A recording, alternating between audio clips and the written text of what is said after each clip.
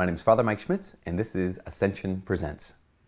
You know, I was thinking this week here in Minnesota, we've been celebrating a bunch of saints' days. Last week, the week before, this week, when it comes to Saint Therese, when it comes to Padre Pio, when it comes to like all the angels and stuff. You know, last month in August, we celebrated Saint John Vianney. When I think of like some of those two of those guys, Padre Pio and Saint John Vianney, I just think of like their remarkable lives. And Padre Pio is just an example. You know, Saint Pio, I think they call him now Saint Pius of Pietrelcina.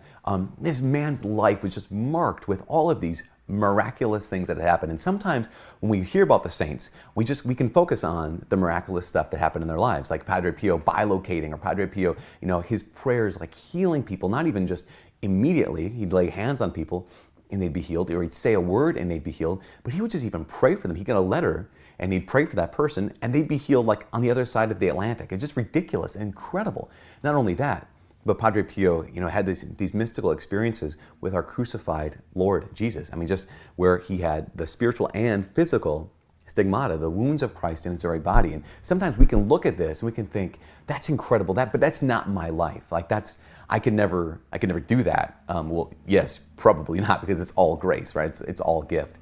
But like, that's not in my life. So what does that mean for me? Does it mean that I can't be a saint? Does it mean that I'm not as great?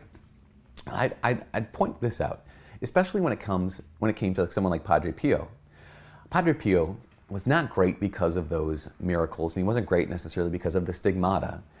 There was one moment in Padre Pio's life where, as a Capuchin friar, as a Franciscan, where these miraculous things were happening to him, and his superiors said that he would no longer be able to either say Mass in public or preach in public, that kind of a thing. And Padre Pio, rather than saying, wait a second, I've got all these great, amazing things happening to me, don't tell me what to do, in humility and obedience, he simply did what he was told to do. And I would say, if there's anything at all that marked the holiness of Padre Pio, it wasn't the bilocation, and it wasn't the miracles, and it wasn't the healings, and it wasn't the stigmata. What marked the holiness of Padre Pio were those two simple things: obedience and humility.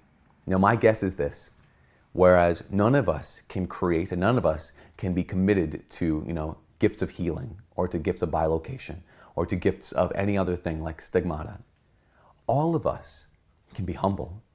And humility isn't saying like, I'm so bad, I'm so bad. Humility is simply saying the truth. The truth of me is I've got certain gifts and I've got certain weaknesses.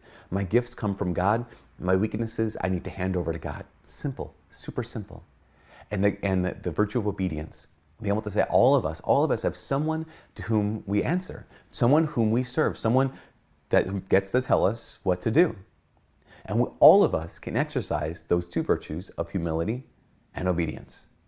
And that was essentially, you could say, the secret of the holiness of Padre Pio, and essentially is the secret of holiness for every saint. Because to be holy, to be a saint, is to simply do the will of God at every moment.